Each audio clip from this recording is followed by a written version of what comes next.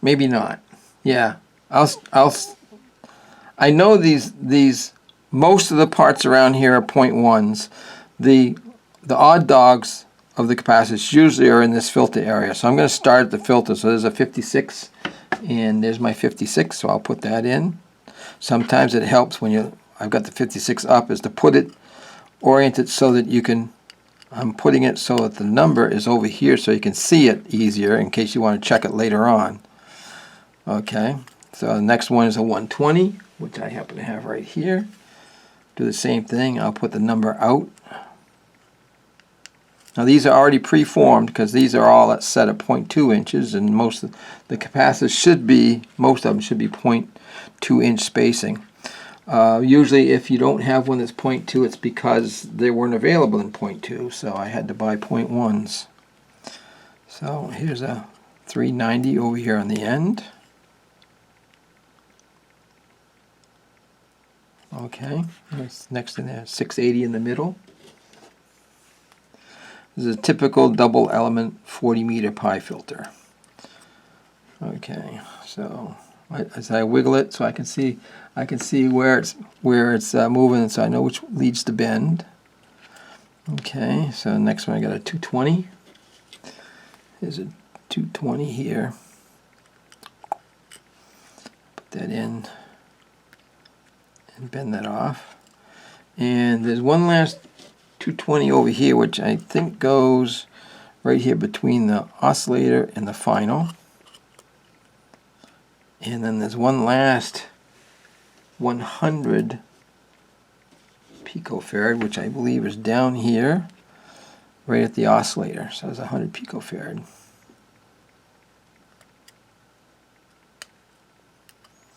Okay. That's enough. That's half of the capacitor. So we'll put that back down, and we'll solder those on. Again, I'm going to smooth out my solder, clean the end of the iron, that little solder, and I'm just going to start at one end of the board, work my way down. I can see a lot of solder rays right there, ground rays. So I know that's going to take a little bit of heat to get that pad soldered. Come on, a little bit of coaxing. There it goes. So this one should be much faster to solder. It is. Here's another one. Almost instant. That's good. I'll come back side of this guy. Again, this is a ground lead, so I can see it's going to take a little bit more heat to get it done. Now mind you, this is only a $18 iron I bought off of Amazon, and it works pretty good. I could crank that up and go to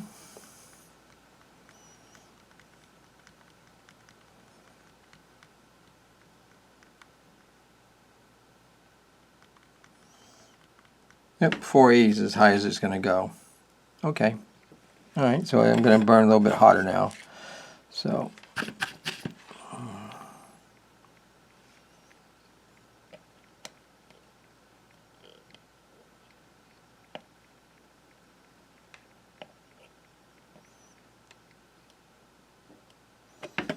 okay.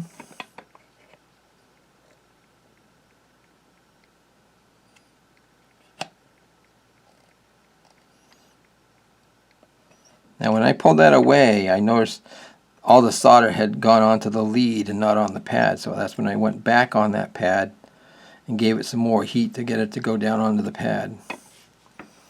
Okay, have I got everything done? Let's see. 1, 2, 3, 4, 5. Whoops, there's one right in there I missed. Right in here.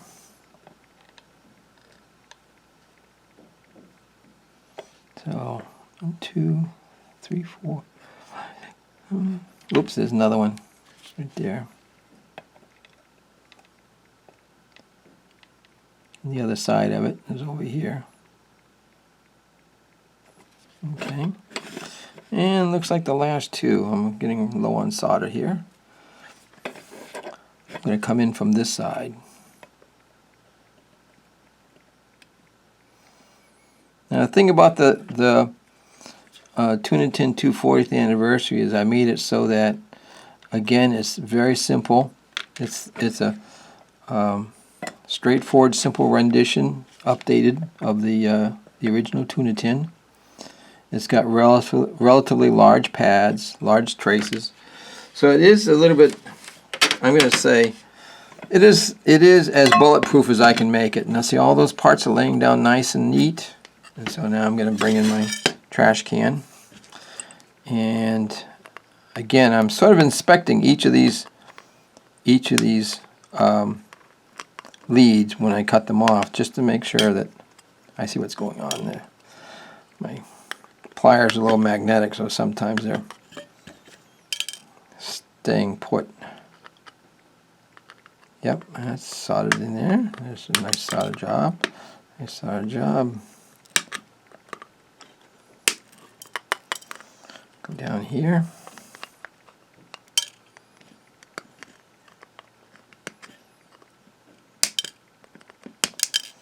Okay. So there are all those. Now the capacitors I have left are all these 0.1s. There's 6 of them. So we'll just cut them right off the. Get that lead off there.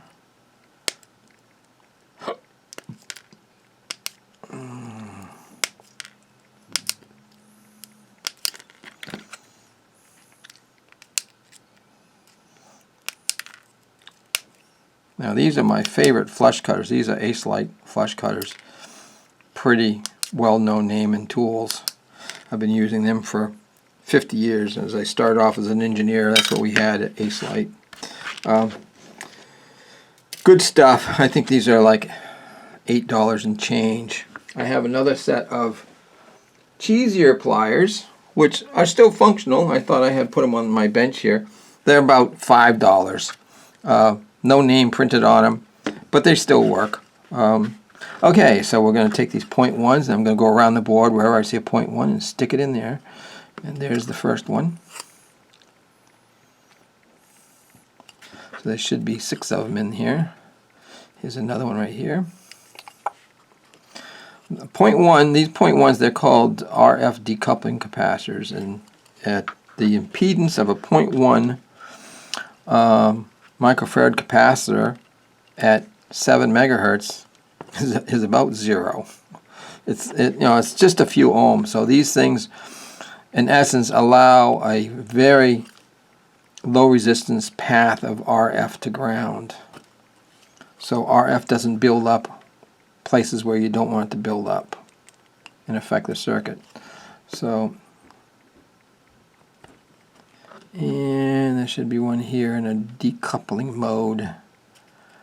0.1.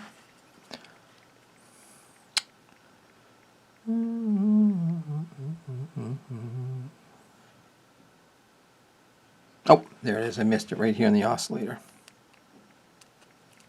Okay. So, there are all the 0.1s. I'll bring in my little Tuna board stand, take my iron, clean it off. Where was my little, I got remnants of my little piece of solder, which is enough to do these guys for sure. So, little blob on the cap and the pad. Here's a ground point. That's starting a little faster now because the iron's hotter. Here's another ground point.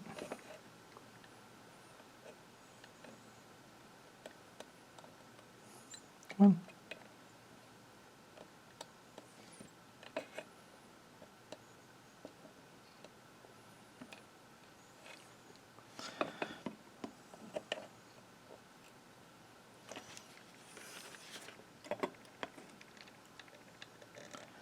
If I had my soldering station, I'd probably be running at either 600 or 700 degrees.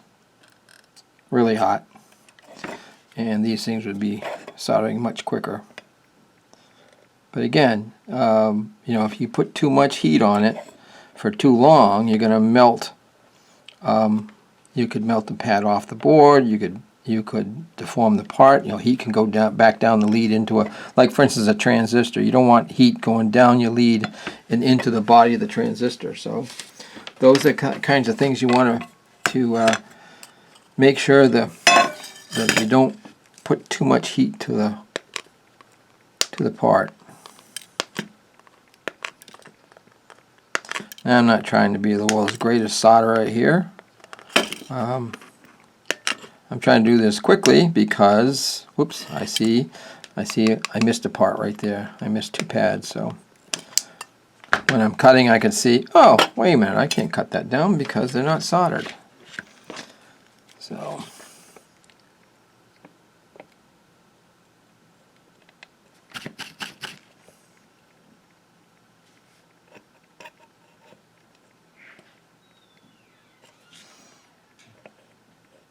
I don't know if you noticed that, but after that was a dry iron when I put it down there, and it didn't seem to want to take any solder. So I cleaned it, put a little bit of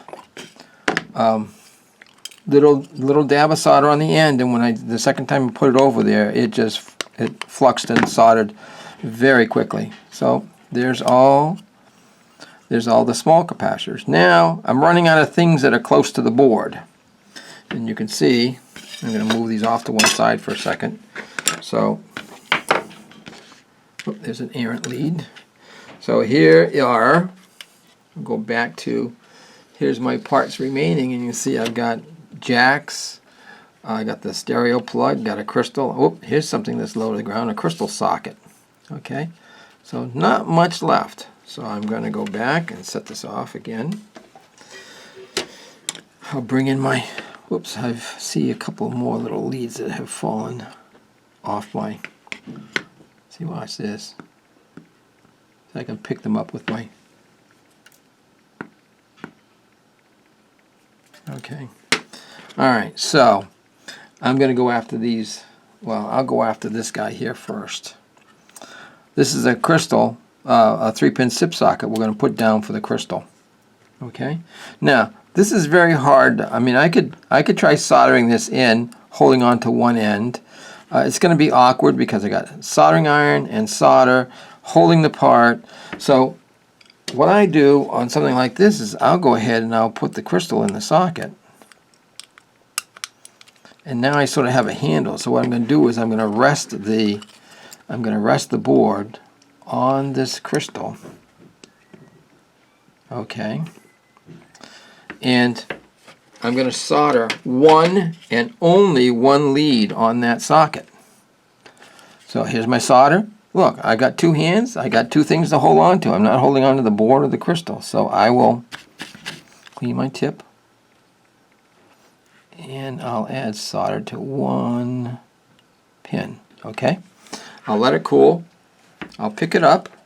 And then I'll look at this thing and I say, geez, you know, that's it's a little bit on the cockeyed side. So, but now I can hold on to it. I don't need solder now. I'm gonna sort of massage this thing into place. I can just reheat that point and move this thing around until I think, nope, it's canted.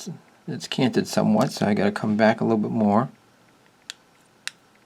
That looks good. Now I can see the pins kind of lining up in the hole. And look at that, it's nice straight up and down. Okay, so then I can take the crystal out and solder the other 2 pins. And I'm going to solder those pins first, and then I'll go back. Oh, where'd it go?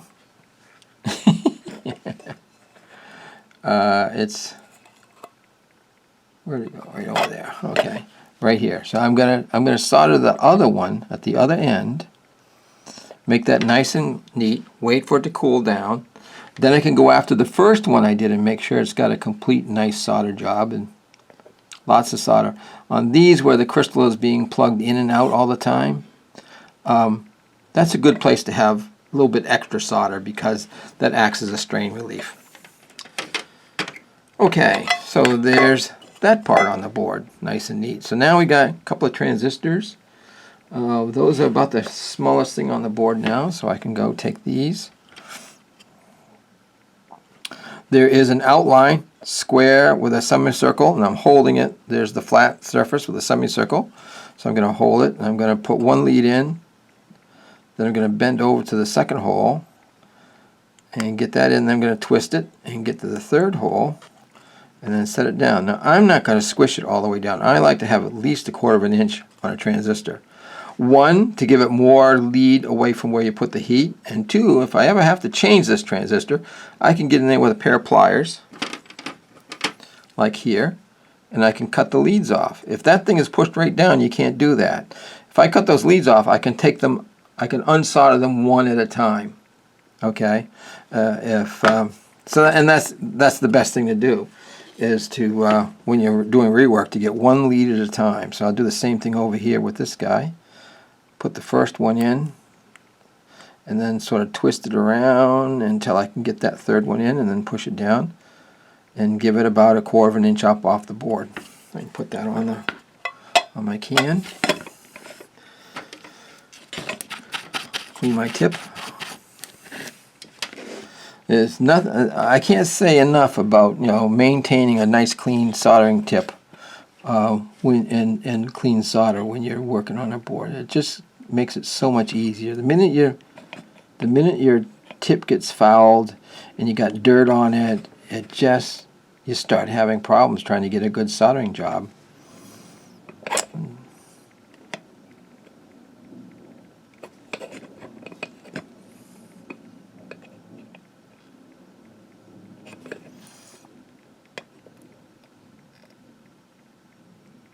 Okay, there's the transistor. 2 transistors, and we'll do the same thing. We'll cut these leads off.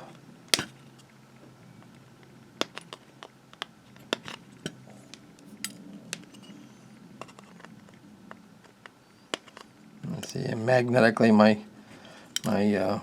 pliers are grabbing a hold of those short little leads and hanging on to them, so I gotta sort of wipe them off. Okay, so we're running out of parts, which is good. That's a good thing. And we're running out of solder, so I'm going to throw that solder away and get me another little hunk. Not a whole bunch. There's about 8 inches, I guess. Hopefully we can get most of that board done with that. So we'll cut this capacitor off. Now this happens to be a 22 microfarad, which is this one right here. And you notice it's got a it's got a round thing on one side and a long one, depending upon if it's got one that stands up or one an axle that lays down. So in this case, we've got a stand-up capacitor, and you see the minus on this thing. Okay, and I look for the minus on this guy, and I just twist it around and right in, minus, minus. Okay, spread the leads. Okay, that looks good. What else can I put in here? I can put in this. No, I'll do that differently. We'll just get this guy soldered in. Coming down to the end here.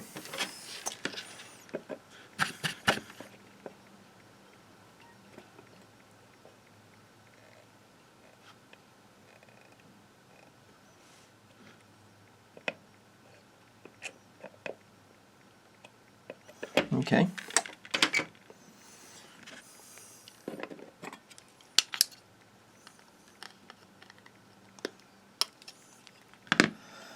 Alright, so now we're left with tip and ring over here. And what I'm going to do is I'm going to fish out a couple of resistor leads. And I'm going to take my nice square nose pliers. And I told you that I like these because I can take and hold on to that. And I can use that as a nice bending moment. And I'll put one across the ring. So that means the ring now will activate the switch. I'm going to do the same thing on the tip. And that means I can set a pair of paddles in here too, because a set of paddles, the left is on one and the right paddle is on the other. But so now either one will make this circuit. And depending upon how you've got your switch, you know, some people have got their key, your key. Some people have got it on the tip. Some people, especially if it's homebrew, they got it on the tip or they got it on the ring. So now either way, it's going to work. So I'll put that down there. I'll bend these out. Okay.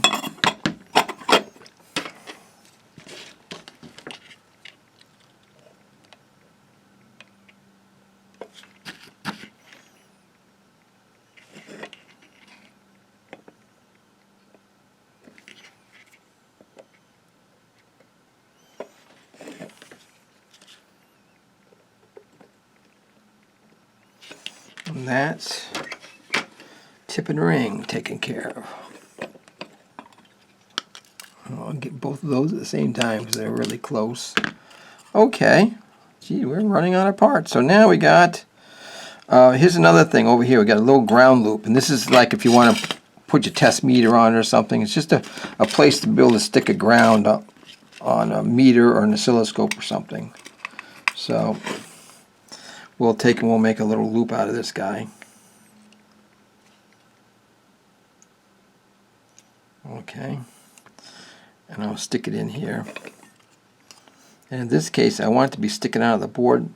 I don't want it to go all the way down, so I'm going to, when I come down the end of the board, I'm just going to try to bend one side out so it will only fall back down to a certain level. And since it's connected up to the ground anyway, it doesn't make any difference. I'll just solder these guys up. Now see, I'm stuck. Not enough heat getting to that.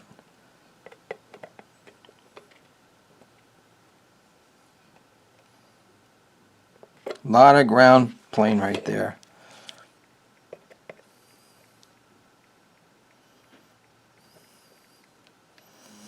I think the company that was selling this on Amazon said it was a 60-watt iron or a 40-watt iron or something like that. And it isn't. I put a watt meter on, and I think it was about 32 watts.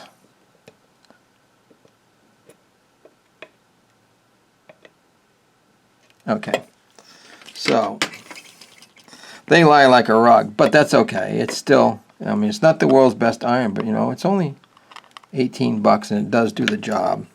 So there I've got a little place I can stick an alligator clip when I'm doing mass measurements. So what we got left? We got a switch and some jacks. So let's put the switch in next. We don't need this, don't need all the hardware, so I'm going to just take that off for the heck of it. I'll put that in my hardware bin. Sometimes I have switches that don't have any hardware, and sometimes, again, depends on what I can find. Sometimes some of these parts are really hard to get a hold of. Now in this case, I can do the same thing. I can just hold that board up on the switch, clean my tip, and solder one side. Okay, wait for it to cool, pick it up, look at the switch. It's a little tilty to the back, so I'm going to pull it a little bit away to the, yep, I like it. Okay, I'll put it back on here, and I'll solder the other end.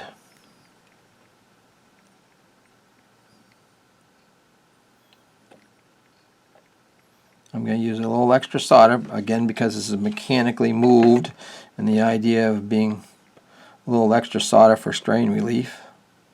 Kind of hold that switch in place. Okay, so there's the switch. All we're left with is 1, 2, 3.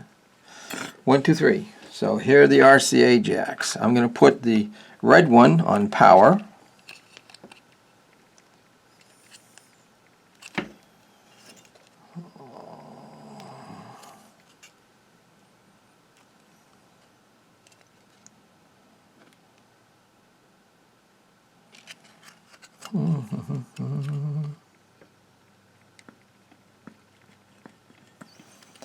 little bit of wiggling because that hole is just a little on the tight side.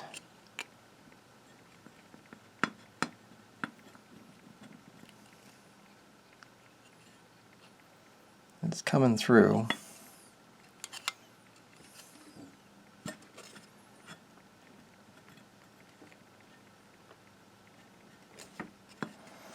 I think when I did this design a few years ago, 40th anniversary, that'd be 2016 would be the 40th anniversary. I was using a different jack, and the post in this back post was smaller, and now it's hard to find these RCA jacks. I got to buy what I can find. I don't like it. It's a little bit tight. Let's try these white ones and see how the white ones work on the other sides.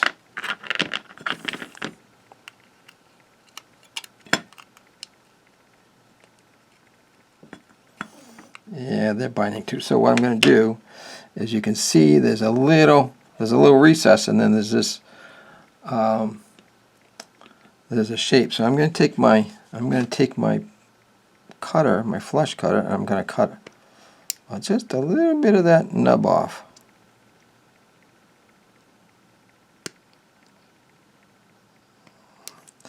Now let's see how easy it is to get this in. So look at that, goes right in. So the solution is cut a little bit of that nub off.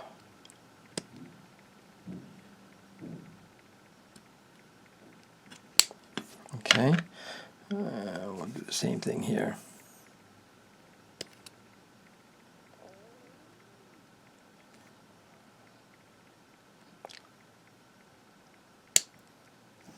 Let's see how these go in now.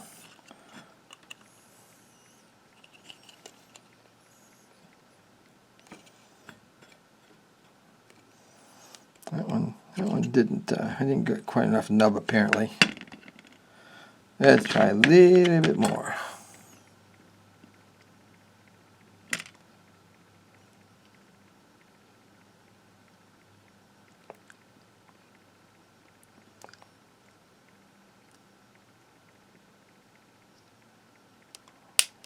Ah, that was a good snap. I think the red one was okay. I think I heard that one snap when I did it. Oh yeah, right on. And the other white one, right in there. In fact, now that's a little bit on the loose side, but that's okay, because we're going to do the same thing we did before. We're only going to do the front of these things.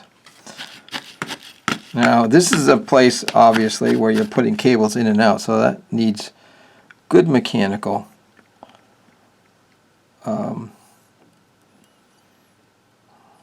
strain release. So I'm going to make sure I've got it well soldered.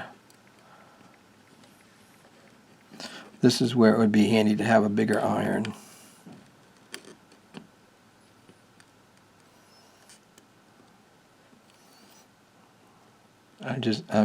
I'm pouring, I'm waiting for that to heat up, I'm adding more solder to it. Now the other thing I could do is that no iron. Let's see if I can show you another trick. Let's see.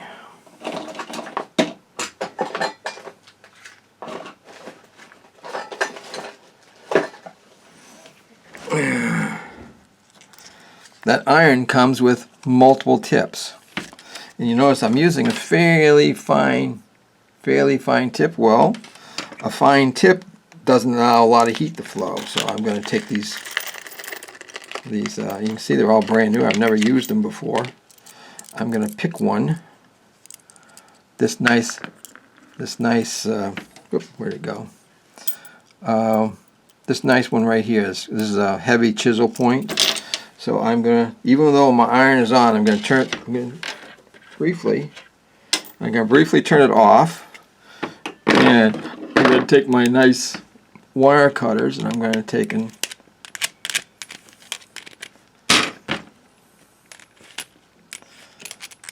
unthread that.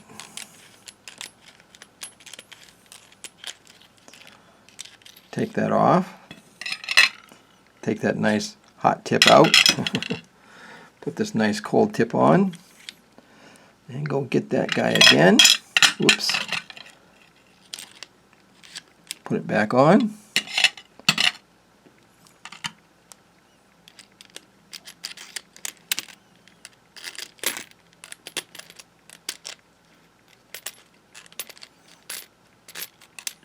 Come on. I'm not going to get my hands on it. It is hot. Just got to get it started.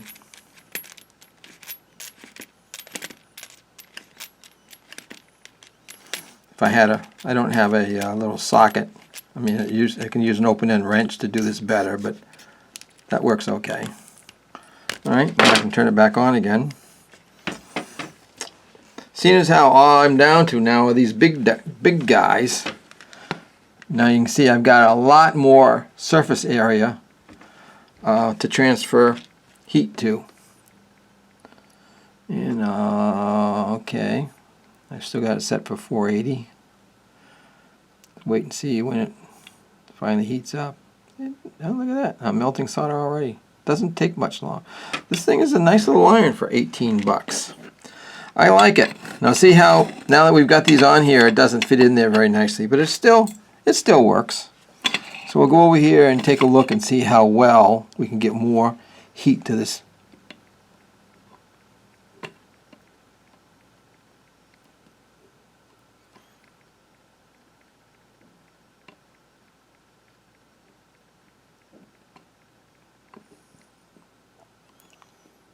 Yeah, it's still not up to temperature yet. We'll wait a little bit more. Even though it's melting that solder right there. There's a pretty big blob over here. Let's try it on a new pad here.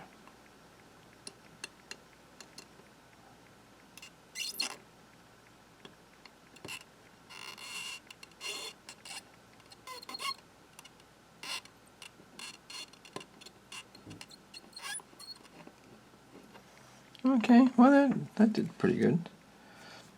We'll go over and do this one.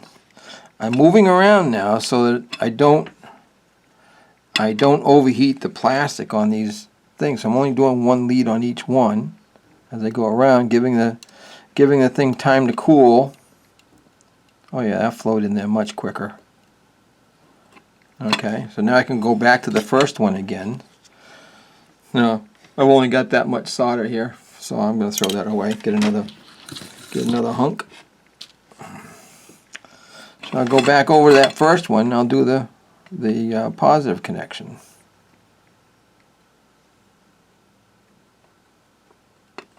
Like it?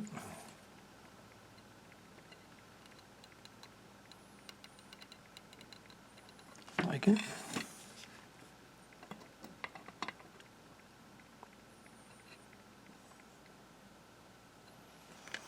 Okay, so there's those three.